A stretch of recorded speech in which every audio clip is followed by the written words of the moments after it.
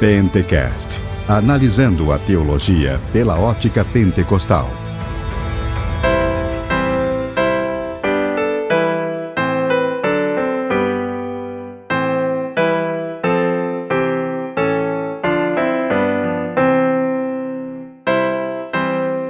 Fala, varão! Paz e graça a todos! Estamos mais uma vez com o nosso Pentecast, o podcast que analisa a teologia pela ótica pentecostal, e já chegamos no número 14.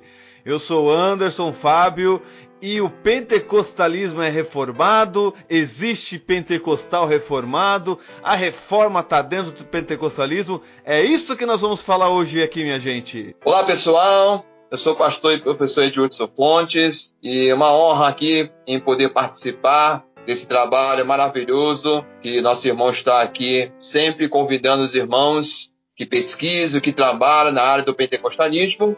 E é um prazer de poder estar aqui e tratar desse tema tão maravilhoso, tão abrangente e rico ao mesmo tempo, né? E ao mesmo tempo é o tema do meu segundo livro publicado pela editora Reflexão. Amém, meus queridos, isso mesmo. Hoje estamos aqui com o pastor Edilson e vamos conversar sobre pentecostalismo e reforma. Mas antes disso, fique com os mantos da semana.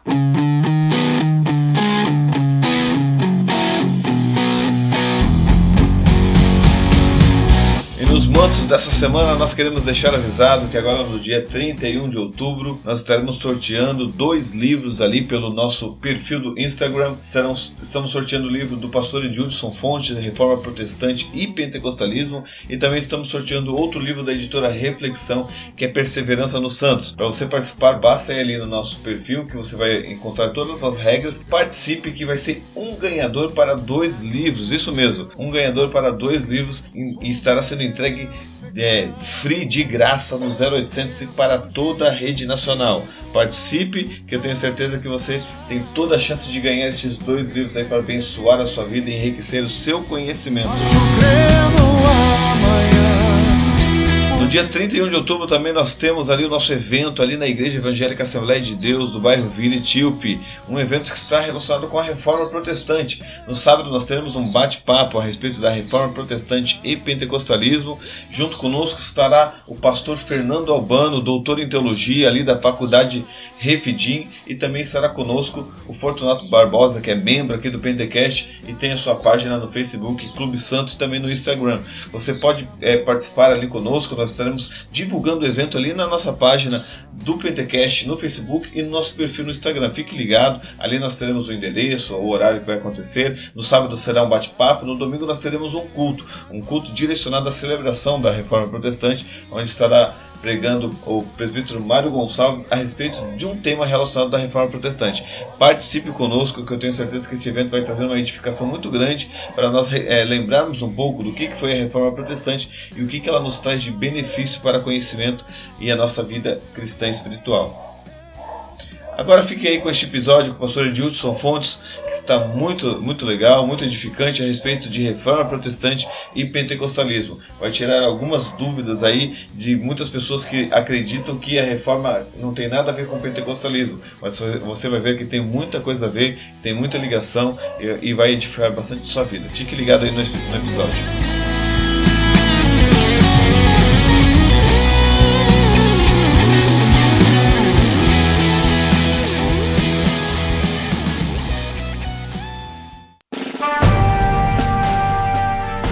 Então, pessoal, estamos aqui hoje, o pastor Edilson vai nos ajudar com esse tema que é tão importante. Há muita confusão no nosso meio a respeito deste tema. Colocamos ali uma pergunta no na nossa página do Instagram a respeito de pentecostalismo e reforma, e vê que o tema é bem divergente. Uns respondem de um lado, outros do outro. Então nós vamos começar com essa parte realmente relacionada ao pentecostalismo. Pastor Edilson, o pentecostalismo é reformado? Eu não estou perguntando, até a gente estava conversando isso em off, eu não estou falando sobre pentecostal reformado, que é outra coisa, outro tema, outra conotação dentro do contexto ali. Mas o pentecostalismo ele é reformado, ele tem bases na reforma ou não? Não tem nada a ver uma coisa com a outra. Embora o movimento da Reforma Protestante, ele é de século XVI e o movimento pentecostal é de século XX. Então é claro que, assim, o pentecostalismo ele nasce, né, séculos depois da Reforma. Então, nesse aspecto,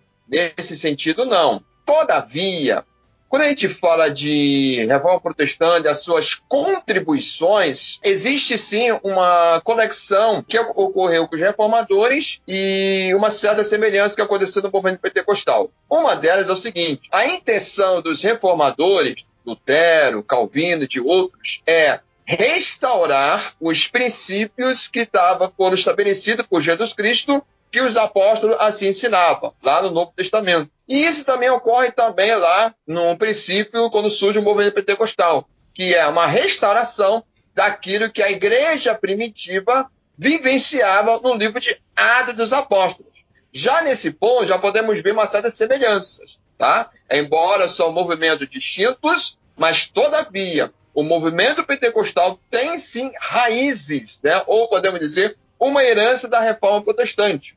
É claro, como falei, repito, o pentecostalismo não nasceu, né, lá no berço da Reforma, mas no sentido de seguir a herança que os reformadores estabeleceram, né, a essência da Reforma, sim. Os pentecostais podem dizer sim, que são herdeiros da Reforma. Inclusive, eu faço uma citação aqui de um teólogo peruano muito citado na área da ciência e religião, chamado Bernardo Campos. Ele diz o seguinte, que o movimento pentecostal seria o irmão mais novo dentro do cristianismo, ele está incluído também o catolicismo romano e outras tradições, todavia é um movimento na qual traz o benefício que é acerca da pessoa do Espírito Santo, que dá esse destaque. E, fazendo uma comparação, ele diz, né, que existem países que ocorreram a reforma, no apoio à questão estatal, mas existe também outro grupo também que ocorreu, que fizeram a reforma, vamos dizer assim, chamada reforma radical.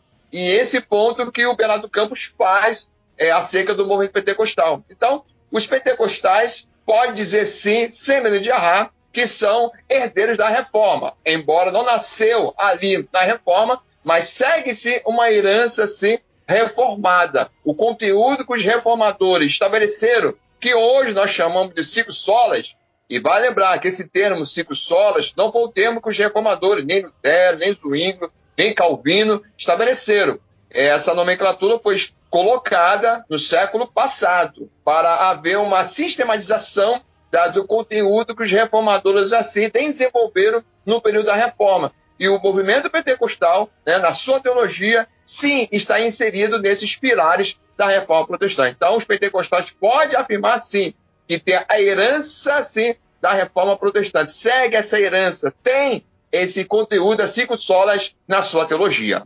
Eu estava até conversando com um rapaz no Instagram, agora mesmo, que até conversei com o senhor a respeito disso, com o Jonatas Catarina, falando sobre essa questão. E uma das coisas que a gente tem que ver também, pastor, o que seria ser reformado, né? Porque essa pergunta eu acho que antecede até mesmo, deveria anteceder até a pergunta que eu fiz para o senhor. Porque o que seria ser reformado neste caso? Aí muitos vão dizer, e nós sabemos que o calvinismo assume isso, quando diz termo reformado, muitas pessoas não abraçam esse termo justamente porque faz uma conotação ao calvinismo, e muitos dizem que ser reformado é você abraçar os solas e abraçar a tulipe também, que são os 5 pontos calvinistas. Então, neste caso, nós poderíamos dizer que não, nós não somos reformados porque nós somos de linha arminiana e não abraçamos a tulipe, não abraçamos os 5 pontos do arminianismo. Porém, se nesse caso fosse somente isso, então nem os luteranos seriam reformados, o que seria uma coisa ilógica, porque Lutero que foi o pontapé inicial para a reforma. E até mesmo, e digo mais o que a gente propôs ali por mão, que nem mesmo alguns calvinistas não seriam reformados, porque Richard Baxter, por exemplo, não abraçava os 5 pontos do calvinismo, porque ele cria na expiação ilimitada, ele cria que Jesus tinha morrido por todos. E não somente ele, né? Muitos calvinistas são calvinistas de 4 pontos. Aí tem outro, que até há uma diferenciação entre o reformado stricto sensu e o lato sensu. Stricto sensu seria esse, 5 solas e tulipe. E existe o outro ponto, que é os que abraçam as 5 solas e não fazendo menção do Sínodo de Dort ou da Tulipe. E neste caso nós entraríamos dentro da reforma justamente por isso, e por isso que nós convidamos o pastor Ed Hudson, que ele tem um livro que fala sobre pentecostalismo em reforma e coloca as 5 solas dentro do pentecostalismo como nós cremos que há, e neste caso nós seríamos reformados porque abraçamos as 5 solas. Isso mesmo. Na verdade é o seguinte, os luteranos não gostam de usar o termo reformado. Razões, não sei porquê, mas os luteranos realmente não gostam desse termo. Então acabou que os calvinistas, eles usam esse termo. Todavia, existe uma colocação muito equivocada de alguns calvinistas em pegar os 5 solas e fazer uma comparação com a Tulipe. Isso é uma coisa assim um equívoco muito grande. Isso é grave. Porque, na verdade, a Tulipe, né, que seria os 5 pontos do calvinismo, ele surge para dar uma resposta aos 5 pontos do arminianismo. Lá no Sínodo de Dort, desculpe usar uma expressão aqui, mas que é uma jogada política. Uma jogada política, não tem nada de teologia. Essa é a verdade. E essa Tulipe é uma resposta aos 5 pontos do arminianismo. Não tem nada a ver com as 5 solas. E se for fazer uma comparação, vai entrar em contradição com a questão dos solas e das solas da reformada e com a Tulipe do calvinismo, né? Em alguns pontos vão entrar assim em contradição, vamos dizer assim. Então, esse é o primeiro ponto. Segundo ponto, que o irmão falou, essa questão do Rick Baxter, né? Não só ele, mas há calvinistas que não acreditam na expiação limitada, e sim uma expiação ilimitada. Né? Então também isso já causa também alguns problemas também entre o próprio calvinismo aí com a Tulipe. Então essa questão do contexto histórico, por exemplo, os reformadores, na sua teologia, eles tinham uma inclinação a ser Pedro Batismo, né, que batiza criança. E nós pentecostais não temos essa inclinação, esse pensamento teológico. Então isso aí já demonstra bastante diferença. Além disso, a grande maioria dos reformadores são de países na qual os países apoiavam a reforma, né? Inclusive Lutero, ele consegue realizar a reforma, primeiramente, logicamente, pela ação de Deus, não podemos negar isso, mas também teve o apoio estatal, né? Não só Lutero, como outros reformadores. E nessa questão, então, a questão do religião-estado tem essa união. Já o pentecostalismo já é um contexto que surge totalmente diferente do século XX, num contexto americano, que mais tarde depois vem aqui do Brasil. Então, são realidades totalmente diferentes. Então, isso também o pentecostalismo não se encaixa nessa questão. Tem a questão também, a questão da escatologia, que o predominante da visão dos reformadores é uma escatologia totalmente diferente, que na qual o movimento pentecostal, não digo as suas origens, mas digo especificamente a Assembleia de Deus, que é o maior representante do movimento pentecostal, falando aqui de Brasil, tem um posicionamento diferente dos reformadores. Então, olhando nessa questão toda aí, que o nosso amado irmão levantou, realmente muitas pessoas não se encaixariam com o termo reformado, porque tem muitos posicionamentos. Por exemplo, quem é batista, né, quem é da mesma igreja batista, não se encaixa também com o contexto, né, teológico da época dos reformadores, porque não é Pedro Batismo, a questão da visão escatológica, até mesmo a questão do país, a questão da eclesiologia também. Então, assim, é uma diferença muito grande. Então, na verdade, o termo reformado, estou falando daqueles que nasceram fora desse contexto dos reformadores, seria realmente mais 5 solas mesmo. Porque nas outras questões, a gente não se encaixa dentro da visão dos reformadores, dentro da questão da escatologia, da eclesiologia mesmo. Então, na verdade, por isso que muitas, como luteranos, alguns batistas também, não gostam de usar o termo reformado por causa disso. Porque para eles, ser reformado tem essa visão histórica dos acontecimentos, como também a visão também teológica também. Um exemplo, os reformadores defendem nessa questão da teologia do pacto, e você sabe que hoje existem outras visões escatológicas, uma delas é dispensacionalismo clássico que a Assembleia de Deus defende. Então você vê que tem essas diferenças. Nós podemos levantar outras questões, a questão de denominações que não surgiram no período da reforma. Por isso que até esse termo reformado é um termo muito ambíguo, embora uns use como termo calvinista, e acho que até um termo até meio complicado, embora já ficou e é utilizado, mas é um termo até meio complicado, porque ser herança de reformado não é só o calvinismo, mas acaba que muitas pessoas fazem associação, quer dizer, ignoram o próprio Lutero. Mas como alguns não gostam de usar o termo reformado, acabou os calvinistas pegaram isso com muita força e acabaram se denominando, né, como uma teologia reformada. Mas, no âmbito histórico, a teologia reformada é um âmbito muito amplo. Aliás, esse assunto é um assunto muito amplo. Não tem como você falar de um aspecto, porque a reforma ela tem uma influência em vários aspectos, histórico, cultural, econômico, teológico, enfim, em vários aspectos. Então, realmente, é muito ambíguo. Então, na verdade, nós seríamos, sim, no sentido reformado, ou seguimos as sola escritura, né, ou sola gratia, ou seja, as 5 solas, só nesse aspecto. Se for um aspecto histórico, realmente estaremos fora da proposta dos reformadores.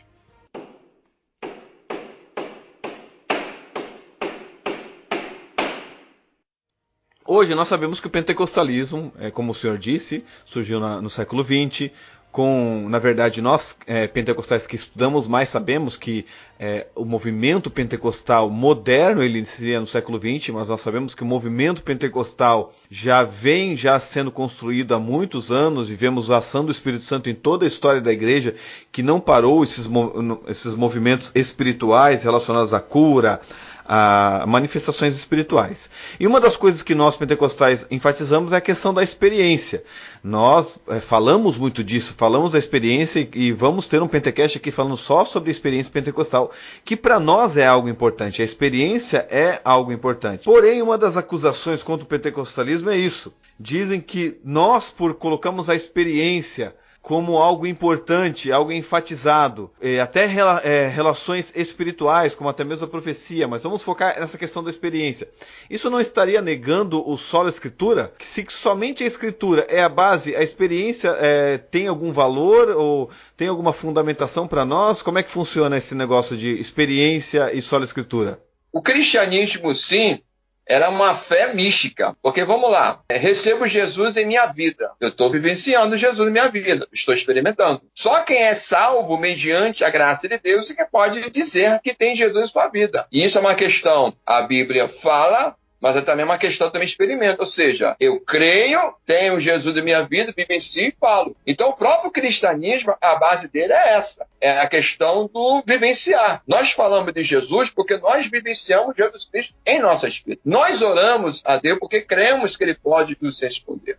Então, a característica da teologia pentecostal seria palavra, experiência e palavra. Por quê? Livro de Atos, capítulo 2, nos narra a questão da descida do Espírito Santo, que não foi apenas em Atos, tem outras referências bíblicas. Eu vou parafrasear uma colocação de Robert Menzies, que diz: essa história é nossa história. Ou seja, a teologia pentecostal é o seguinte, que assim como aconteceu no livro de Atos dos Apóstolos, toda aquela experiência que os discípulos vivenciaram acerca do poder do Espírito Santo, que estava previsto lá no Antigo Testamento, especificamente de Joel, a questão da descida do Espírito Santo, do operar, da manifestação de línguas e outras questões mais, que não só aconteceram em Atos, mas outras referências, também nós podemos vivenciar nos nossos dias de hoje. Então, na verdade, os pentecostais usam a Bíblia, ou seja, regra de fé, usa a Bíblia, porque a Bíblia fala sobre isso, nós cremos assim, buscamos vivenciar. E a Bíblia é um livro prático. A Bíblia não é um livro teórico, é um livro prático. Então, isso é o princípio do cristianismo. A Bíblia é um livro prático. E nós, pentecostais, seguimos dessa forma. Porque nós vivenciamos, que nós podemos vivenciar as experiências de Deus com o revestimento de poder? Porque está na Bíblia. Nós cremos. Por que nós pregamos que Jesus cura? Porque está na Bíblia. Jesus curou nos evangelhos. No livro de Atos, discípulos foram usados por Deus na área de cura. E por que nós, no dia de hoje, não pode ser manifesto? Deus mudou? Será que Deus mudou por causa do período da história da humanidade? É claro que não. Nós cremos que Deus continue curando nossos dias de hoje. Porque está escrito na Bíblia. Porque nós temos essa visão, essa característica do pentecostal da evangelização. Porque no livro de Atos, os discípulos ali, eles foram cheios do Espírito Santo e saíram para evangelizar as boas novas do Evangelho. E nós temos isso na nossa característica, na nossa teologia. Então, na verdade, não é a experiência está acima da palavra. Não, é palavra, está escrito. Nós cremos, buscamos e vivenciamos. Esse é o nosso método. Essa é a questão. Então, dizer que é a ênfase da experiência vai um pouco devagar aos críticos, que na verdade nós cremos assim porque a Bíblia diz isso, a Bíblia ensina isso, a Bíblia ela está relatando isso. E nós pentecostais, nós cremos assim e queremos vivenciar essas experiências maravilhosas de Deus que aconteceram com discípulos, nós cremos que é nossos dias atuais. Por isso assim nós vivenciamos.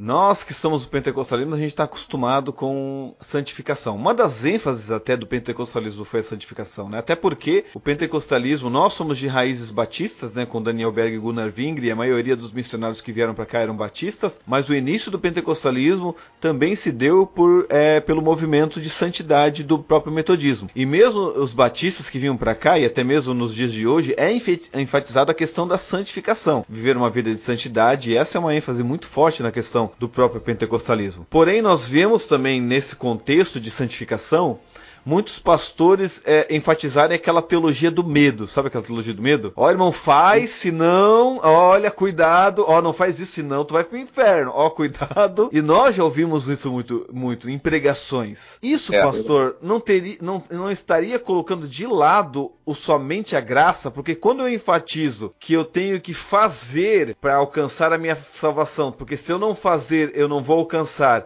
eu não estaria colocando de lado o sola gratia, que é somente a graça para ser salvo? Como é que funciona isso dentro do pentecostalismo em reforma?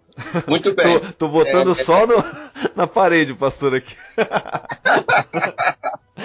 Muito bem, vamos lá. Bom, é bem verdade que o movimento pentecostal, ele realmente é um movimento que bateu muito nessa tecla acerca de santidade. Inclusive, nós podemos até fazer uma comparação não, colocar de igualdade assim, que o movimento metodismo, vindo de Wesley e depois o Horowitz, é um movimento que sempre se destacaram acerca da santidade. E o pentecostalismo ali, pelo menos assim, no pentecostalismo americano, ele tem raízes do metodismo, né? Diferente aqui do Brasil, que já é mais do Suel, que eram batistas. Agora, também tem uma questão também que provavelmente alguns que vieram depois, né, de alguns teólogos, que inclusive foram até alguns professores de teologia aqui no Brasil, alguns deles tiveram contato com o movimento metodismo lá nos Estados Unidos, né, e tinham umas colocações acerca da santidade muito próximas do metodismo. Vale relatar isso também, algumas literaturas também. Um exemplo, o próprio Meyer Pirme, na sua sistemática, né, conhecido como doutrina bíblica, ele tem um pensamento acerca da santidade muito próximo ou de igualdade, como os metodistas pensam acerca da santidade, no termo da perfeição cristã. Uma coisa é que o Wesley, na época, sofreu muitas acusações, calúnias, como se pregasse uma perfeição, que ninguém ia pecar mais, e o Wesley nunca pregou sobre isso. Dessa questão também. Então, era uma ênfase dos pentecostais aqui do Brasil, especificamente, realmente santidade. Embora aqui, especificamente no Brasil, não abraçasse a visão da perfeição cristã, na qual o Wesley pregava, mas a ênfase santificação, sim, de fato. Agora, essa questão que o irmão me perguntou, levantou, isso aí levanta uma questão chamada legalismo, a questão do uso de costume, aquelas coisas todas. Eu entendo da seguinte maneira, que foi um mau entendimento, que na época, o contexto que nossos líderes tiveram. Vai lembrar também que o crescimento pentecostal em 10 anos, quando chegou aqui no Brasil, cresceu o Brasil todo, mas teve muitas lideranças, pessoas simples, nem letradas, que eram homens que se colocavam à disposição de trabalhar, de evangelizar, fazer todo tipo de trabalho, mas não tinham tanta essa dedicação ao conhecimento. E vale relatar aqui que os fundadores da Assembleia de Deus, eles tinham-se preocupação com o conhecimento teológico. O próprio Mensageiro da Paz era um deles, depois veio algumas instituições teológicas. Eu vou citar uma aqui, que foi fundado no Rio de Janeiro, o famoso IPP, Instituto Bíblico Pentecostal, foi fundado por Lourenço Oso, Antônio Gilberto Malafaia. Estou só um exemplo. Tem outras instituições também bíblicas, que a Assembleia de Deus fundou. Mas teve certas lideranças na qual não se interessava muito por saber teológico, achava que isso em questão matava a parte espiritual. Isso é uma coisa também que ficou muito preso também ao pentecostalismo por muito tempo. Então, essa ideia, né, de esse exagero nessa questão de santidade, né, e aquela questão, olha, se você errar, você vai para o inferno. É aquela famosa expressão, que eu até falo no meu terceiro livro, sobre a sua teologia na relação entre o arminianismo e o pentecostalismo. Você tem que falar isso, que aquela visão, um pescar de óleo, você pega a salvação. Tá? Mas isso é uma colocação errada. Isso é uma colocação um pouco, podemos dizer, semi-pelagiana ou pelagiana, dependendo da colocação que as pessoas podem fazer. E assim, é uma colocação errada, mas nossos líderes tinham essa visão, talvez por falta de conhecimento, porque muitos realmente não tinham esse conhecimento, receberam aquilo, entendido daquela forma e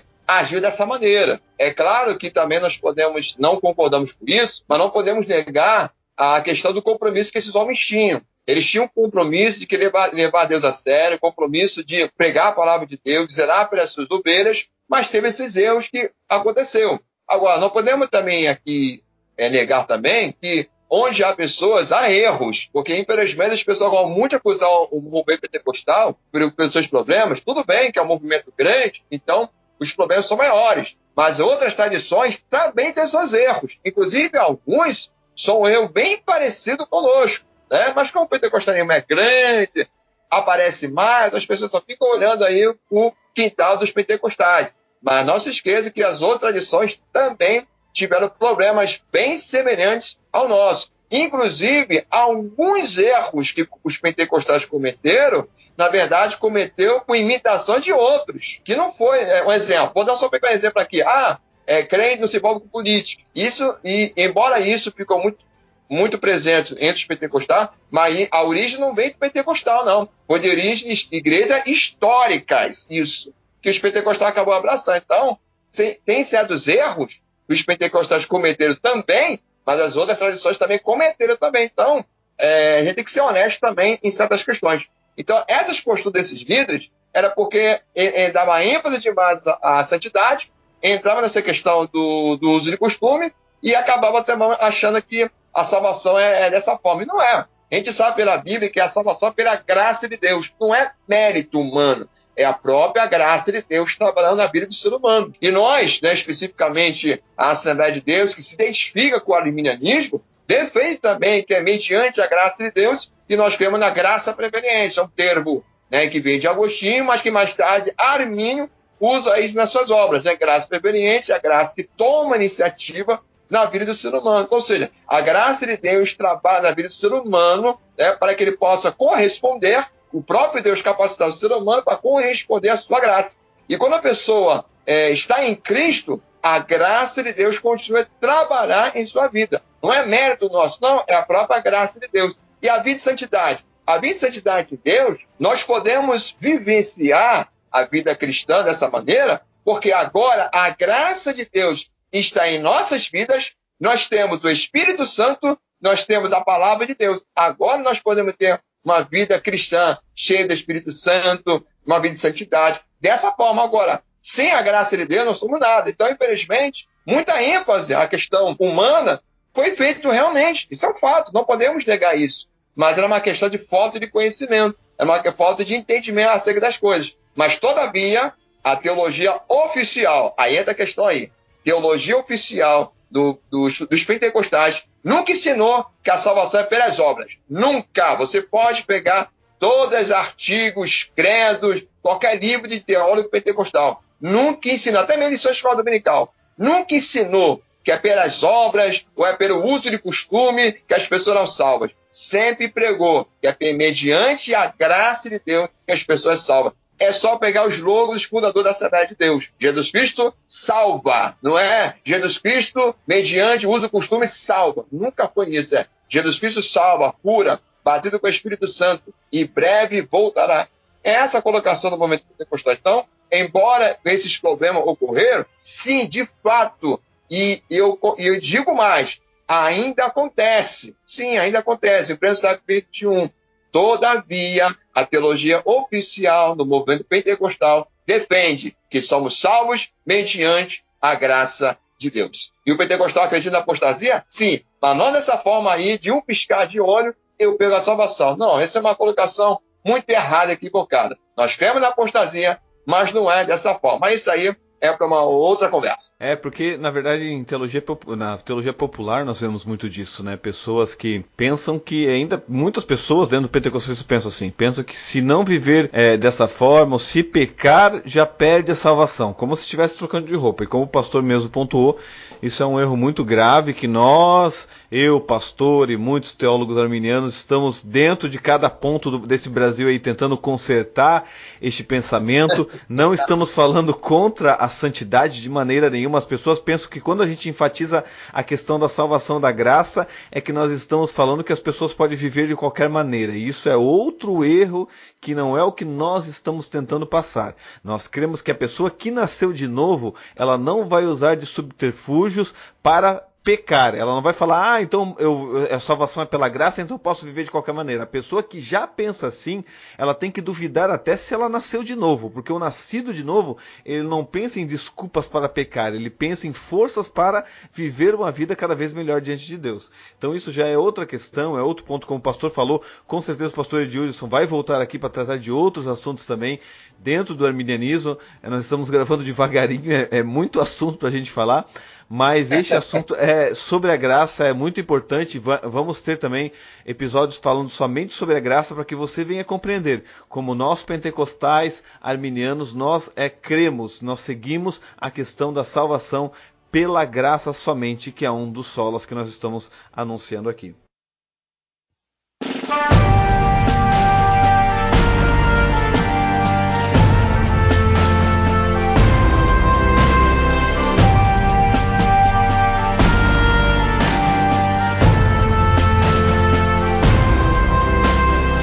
Pastor, eu já vi a expressão e eu achei muito interessante, né? Que é o solos Espíritus Santos, né, que é somente o Espírito Santo. Até porque Alistair McGrath vai tratar no livro A Revolução Protestante e dizer no sentido que ele acredita que o pentecostalismo é uma continuação da reforma. Até porque a reforma somente iniciou, ela não aconteceu num dia, ela aconteceu durante séculos e acreditamos que até décadas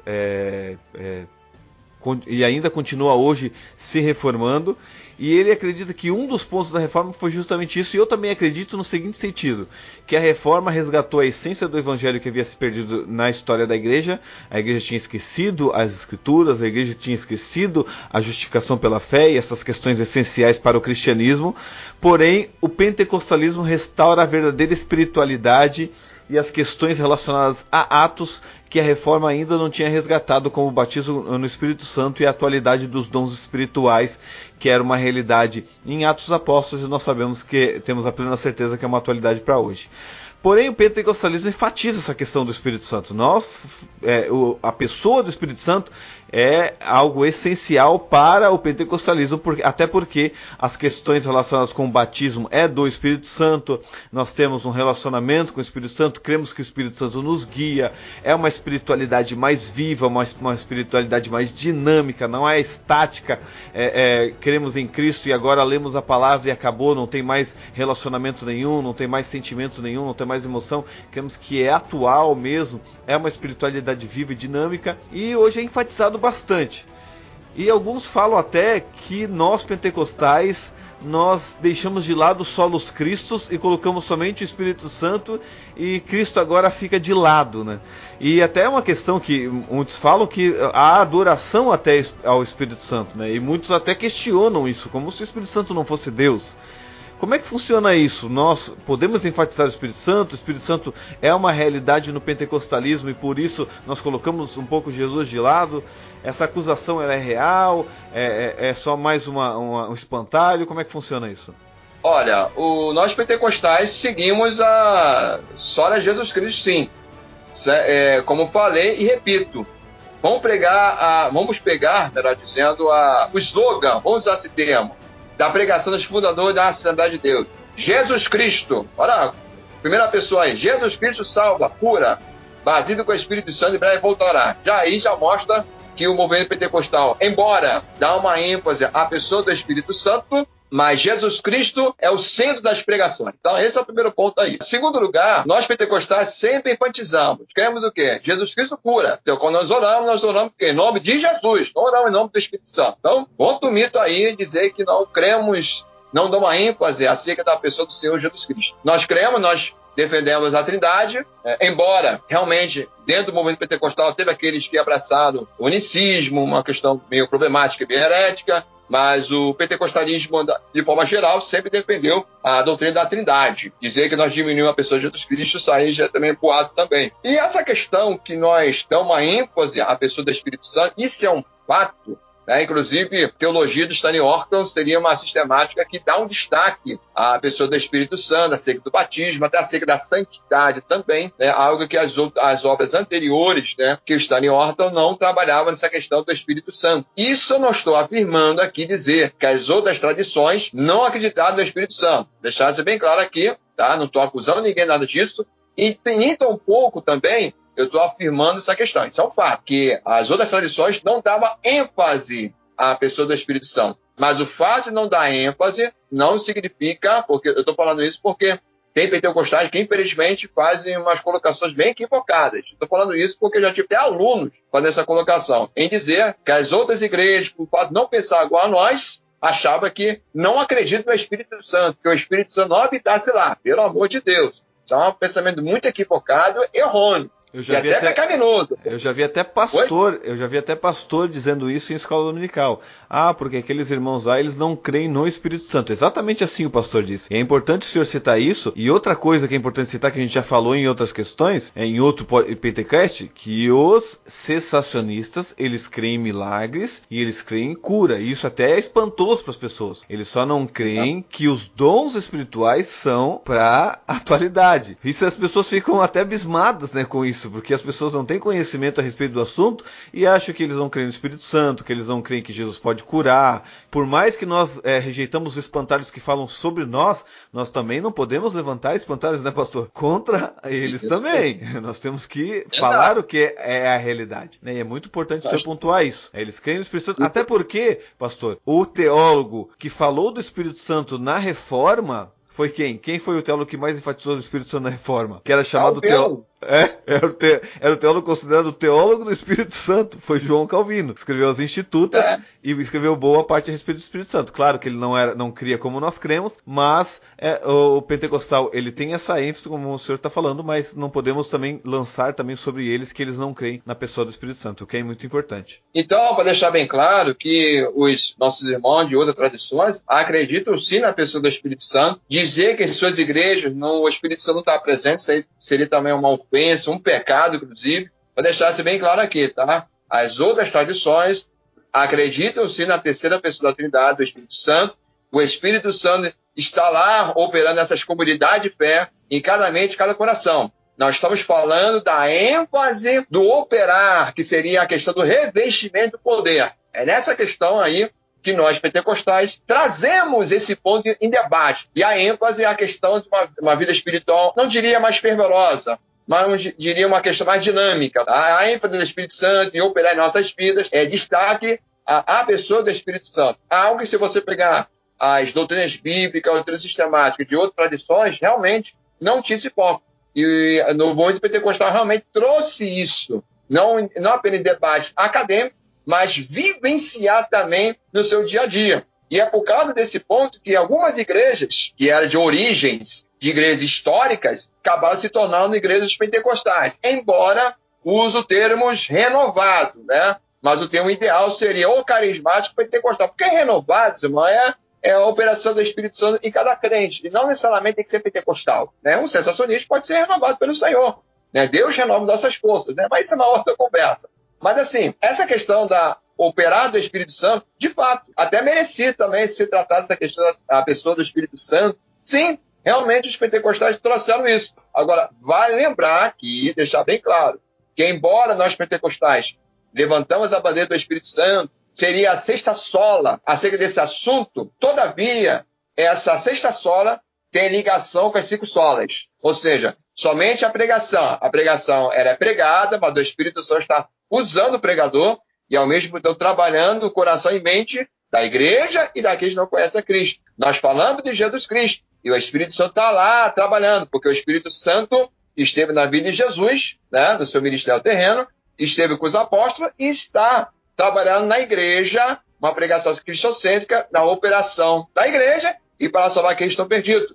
O Espírito Santo está na sola graça, ali, porque mediante a graça de Deus, convencendo o homem do pecado do juízo, tá? Que tem que se converter, e a pessoa recebendo Jesus em sua vida, o Espírito Santo faz morada e continua trabalhando em sua vida.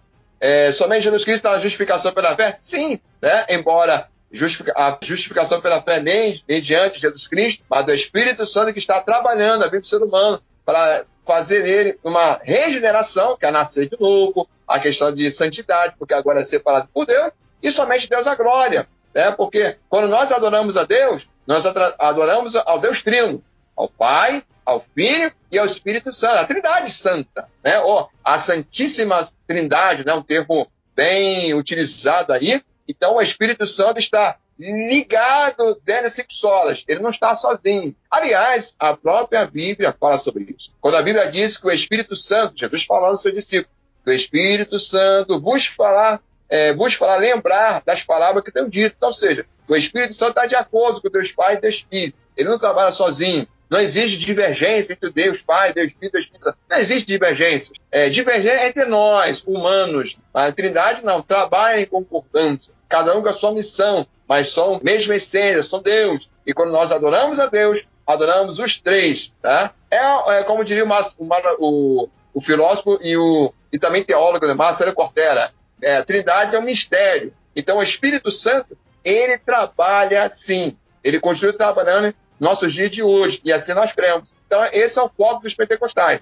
Jesus batiza com o Espírito Santo. Ele reveste a tua igreja de poder. Ele dá dons para a igreja. Os dons são atuais. Agora, o fato de nós cremos no revestimento de poder, isso não nos coloca nós como superior. Errado. Isso é uma colocação de teologia popular. Nós, pentecostais, estamos de igualdade com os sensacionistas, os continuistas, ou seja, nós temos essa experiência sobrenatural para o serviço do povo de Deus. Ou seja, ou melhor dizendo, serviço do reino de Deus, e não para se exibir.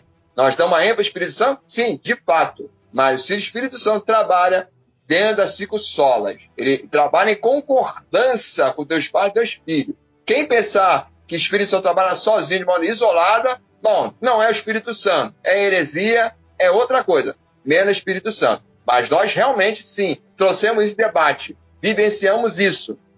E por causa disso, as igrejas que se aproximam com concepção pentecostal, ela tem a crescer mais ainda, né? Respeitando outras tradições, mas muitas igrejas, inclusive, que são chamadas continuistas, gostam de dialogar com a nossa teologia, pelo fato da ênfase da pessoa do Espírito Santo e dos dons espirituais. Se isso fosse uma mentira, eu tenho certeza que isso já estaria sendo desfeito, ou não ia dar continuidade, mas como nós cremos que é uma obra de Deus, então vai continuar crescendo, vai continuar aí o Espírito Santo operar na vida da igreja do Senhor, porque a igreja é dele, não é a nossa, enfim. Então, realmente, a questão do operar do Espírito Santo é um debate que nós trazemos no meio acadêmico e, ao mesmo tempo, nas comunidades de fé. Então, a pessoa do Espírito Santo, nós destacamos, nós, assim, vivenciamos, mas, todavia, ele está de acordo com como a Bíblia diz. E, como falei, a pregação começa com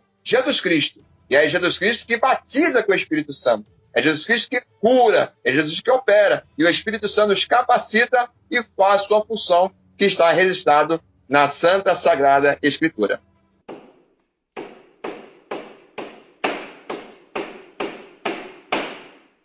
E uma coisa que eu já ouvi é a seguinte expressão: aquele missionário lá, ele vive pela fé.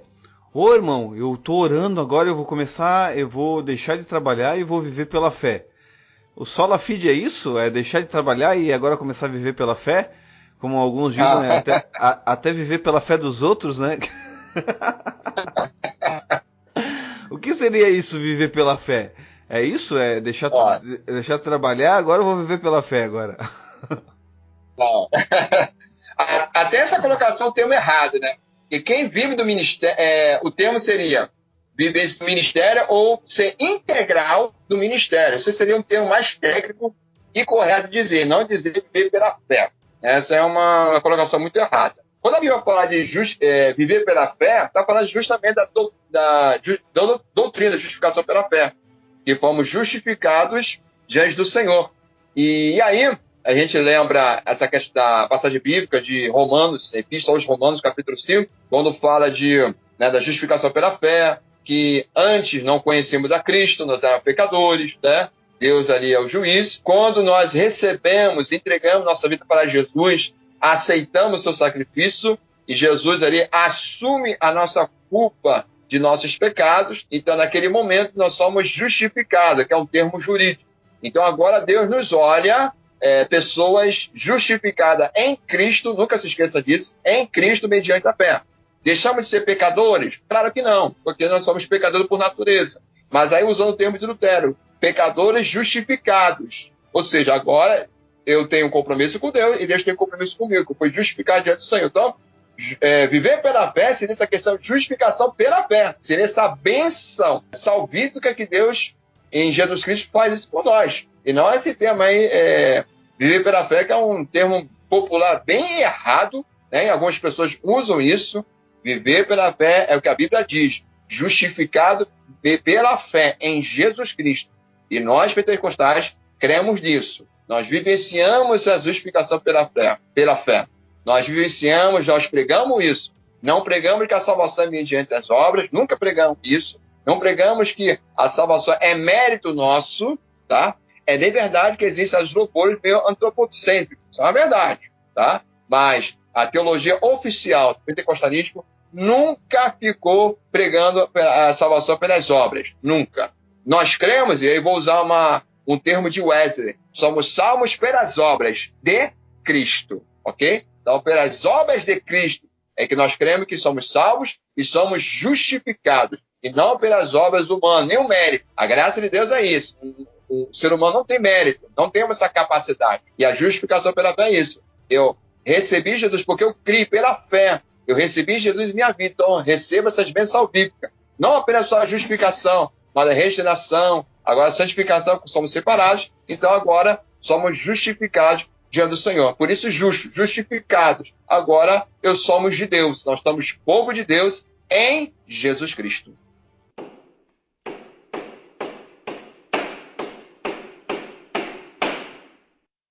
Isso aqui é algo muito sério, né? No pentecostalismo, né, criou-se um dualismo, né, de concepções a respeito daquilo que é secular e daquilo que é da igreja, eclesiológico, vamos dizer assim, da igreja. O que é da igreja e o que é secular. E eu trabalho no meu trabalho secular, daí agora eu tenho um trabalho na igreja. Parece que há essa divisão daquilo que é pro mundo, né, como trabalho, como fazer alguma coisa fora da igreja, e aquilo que é para a igreja. E uma das concepções que eu acho que devem ser resgatadas da reforma é justamente o que o senhor falou do soli Deo Glória. Porque o soli Deo Glória, ele enfatiza que tudo deve convergir para a glória de Deus, como se nós estivéssemos vivendo diante da face de Deus, que é o famoso coram Deo, né, vivendo diante da face de Deus, que é algo também que eu acho que deve ser resgatado.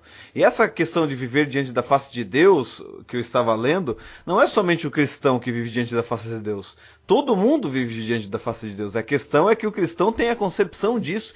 E isso deve criar um tremor e temor no coração dele por saber que todos os dias, todas as horas, todos os minutos, em todo o tempo, Deus está nos vendo, está olhando, porque nós estamos diante da face dele. Coisa que o ímpio não faz, vive de qualquer maneira, mesmo que esteja diante da face do Senhor. E uma das coisas que deve ser resgatadas é justamente isso. Nós vivemos para a glória de Deus em todo momento. Então, eu acho que isso tira um pouco da concepção, porque, por exemplo, o pentecostal, ele está vivendo lá no trabalho, e ele acha o trabalho horrível, ele faz o trabalho de qualquer maneira, porque ele acredita que aquele trabalho é um trabalho secular. E daí ele vai para a igreja e ele dá o seu melhor na igreja, porque lá ele está fazendo para Deus. Isso não seria errado? Popularmente, o cristão pentecostal não estaria negando o soli Deo Glória, fazendo as coisas de qualquer maneira, nas questões que ele diz que é secular e para o mundo? Nós não deveríamos estar vivendo para a glória de Deus em todo momento, em todo instante? Isso não é só erro de pentecostais, não. Isso é um erro do meio evangélico de forma geral. Então envolve pentecostal, continuista, sensacionista, enfim, crente incrédulo, que é crente muito emotivo, enfim. E é um erro no meio evangélico de forma geral, pode ter essa divisão. Essa divisão, na verdade, ela surge dentro da história da igreja, por causa da questão de uma colocação de dualismo, uma colocação meio platônica, né, que acaba influenciando um conceito, um pensamento da história da igreja, então esse dualismo, do que é sagrado, do que é profano, tem esse dualismo. É claro que existem algumas separações, sim, e algumas questões, questões bem claras, mas não deveria ser assim, separar essa questão do serviço. Por exemplo, a palavra vocação, né, embora as pessoas usem isso dentro da questão da profissão, mas a origem da palavra é a origem bíblica. Então, a pessoa deveria encarar a vocação como, na mesma forma, como ministerial, como uma questão profissional. Ele deve encarar dessa forma. Então, ou seja, se eu estou lá num certo lugar prestando serviço, eu tenho que prestar o meu serviço melhor. E até porque a Bíblia ensina isso. A Bíblia ensina, na primeira epístola de Timóteo, que fala o seguinte, que aquele que serve o seu senhor, no caso, o seu patrão, serve a ele como se estivesse servindo a Cristo. Paulo pode fazer essa comparação. Então, infelizmente, nosso meio faz essa separação. Não só, meu amado irmão, a questão do só o trabalho profissional, até mesmo o serviço da igreja. Porque tem pessoas que acham que, no caso do pastor, ele não trabalha. Acha que a pregação, ensino, preparar esboço, fazer... Porque tem pastores que são integrais no ministério. E estou falando de chamar e entregar o mesmo. Estou falando desses viver pela fé, não, para deixar isso bem claro. Que tem pessoas que acham que o serviço do pastor não serve para nada.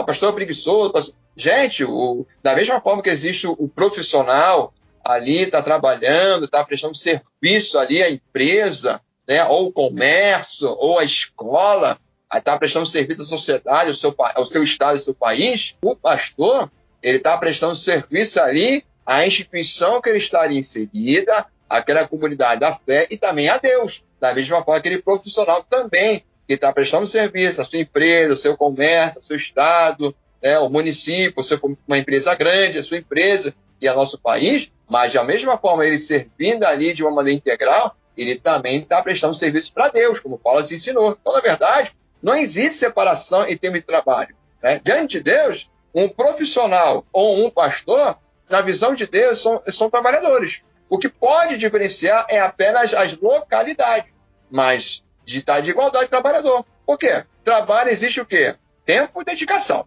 correto? O pastor, dedicando a visita nos lares. Se for um pastor que tira dias para aconselhamento pastorais, é tempo, dedicação. Tempo para dedicar para fazer mensagem de esboço, para pregar quase todos os cultos. Se for pastor que vai pregar em várias igrejas, ele tem uma dedicação. E o profissional, ele está ali se dedicando. Se for um escritório, tem que ali prestar um serviço administrativo naquela empresa. Se for um comerciante, tem que ir lá, estar naquela loja, prestar um serviço, vender aquele produto, ou aquele vendedor que itinerante, que roda. Ou se for um educador, está ali estabelecendo aí o horário, ensinamento. Né? Ou seja, qual foi a profissão? Um segurança, bombeiro, militar, enfim. Então, quando um cristão ele está prestando serviço à sociedade, primeiramente está prestando a Deus, fazendo o seu melhor, para depois a sociedade. O pastor, ou qualquer outro ministro, ou ministro do Evangelho, que esteja prestando serviço para a igreja, da mesma forma. Então, na verdade, diante de Deus, trabalho é uma coisa só. É que nós, por causa dessa influência desse dualismo, é que nós fazemos essa distinção de, isso é sagrado, não, isso é profano, então isso é mundano, não, isso é de Deus. Na verdade, está de igualdade. Quando eu presto, no meu serviço, estou prestando um serviço a alguém, eu estou demonstrando o amor para aquela pessoa, da mesma forma como eu faço com o irmão da minha igreja. Porque às vezes as pessoas só passam a fazer caridade, vamos dizer assim, com esse irmão da igreja, mas fora da igreja não basta. Não, nós temos que demonstrar amor, seja para os nossos irmãos da fé, sobre aqueles que estão no nosso trabalho. Também é uma demonstração de fé também. Então, esse dualismo também tem que quebrar. E os reformadores, eles sempre diziam que nós temos que expressar a glória de Deus em todos os aspectos. Inclusive, o Calvino é bem fácil essa questão. É demonstrar a glória de Deus. Então, você está trabalhando em sua casa, faça isso para a glória de Deus. Você está no seu emprego, faça isso para a glória de Deus. Você é professor, faça isso para a glória de Deus. É segurança? Faça isso para a glória de Deus. É dona de casa? Faça isso para a glória de Deus. E se a pessoa é integral no ministério, faça isso para a glória de Deus. Porque até mesmo no ministério, às vezes as pessoas fazem por fazer, não fazem mais por amor de Deus. Não, tem que fazer por amor a Deus. Então, tudo que vier em nossas mãos, temos que fazer o melhor para a glória de Deus. Seja o serviço fora, seja o serviço dentro da igreja. vamos fazer para a glória de Deus. E quando fala servir de igreja, não é só pastor, seja qualquer membro que exerce um cargo eclesiástico, ou membro de igreja, né, que participa de departamentos, enfim, não importa. Mas tudo que tem que vir em nossas mãos, vamos fazer para a glória de Deus. E realmente isso também tem que ser trabalhado em nosso meio, porque isso é muito forte. Tanto do lado que trabalha fora da igreja, né, como profissional, ou seja, ele trabalha e faz essa questão de profano e sagrado, e o pastor, que muita acha que o pastor não trabalha, que o pastor é um preguiçoso, o pastor é desocupado, e também não é bem isso. A Bíblia chama o pastor também de trabalhador também. Tem que quebrar esses dois tabus, quebrar essa divisão que existe entre o profano e o sagrado, que na verdade Deus olha de igualdade, mas ao mesmo tempo valorizar o trabalho que seja feito, mas valorizar também aqueles que são integrados no ministério, que estão entregando a sua vida, se dedicando para que a igreja venha oferecer, receber o melhor de Deus, mediante as pregações, visitas lares, e muitas vezes também, por causa de certos setores na mídia, que tem um preconceito com a nossa fé, gostam de desfigurar o pastor, né? E acaba muitos mesmo aceitando isso. E se esquece que o pastor está ali, é um homem de Deus, está pregando a palavra de Deus, está ali dedicando o seu tempo, e muitas vezes as pessoas também não dão valor ao seu pastor. Então, para deixar bem claro aí essas colocações acerca do profissional, mas também o integral também do ministério. Para deixar isso bem claro, ok? Muito bem colocado, e poderíamos estar falando muito mais coisas aqui a respeito de pentecostalismo reforma, o pentecostalismo experiência, tem muita coisa boa para a gente falar ainda. Eu agradeço ao pastor Edilson Fontes por se disponibilizar neste momento, estar aqui trazendo essa bela aula para nós aqui a respeito das solas e pentecostalismo. Muito obrigado, pastor. Eu que agradeço, meu amado irmão. E, amados ouvintes, quem quiser adquirir essa obra que eu falei um pouco aqui, Reforma Protestante e Pentecostalismo, a Conexão dos Ciclos Solas e a Teologia Pentecostal. Vale lembrar que existem outros livros que falam do mesmo assunto, mas a minha proposta é falar especificamente dos ciclos solas, dos ciclos solas, né, e a Teologia Pentecostal. No território brasileiro é inédito essa obra, tá? Então quem quiser, entre em contato comigo ou pela editora Reflexão, que é uma editora que tem publicado obras arminianas e pentecostais. Você pode adquirir lá, como também em outras obras, né?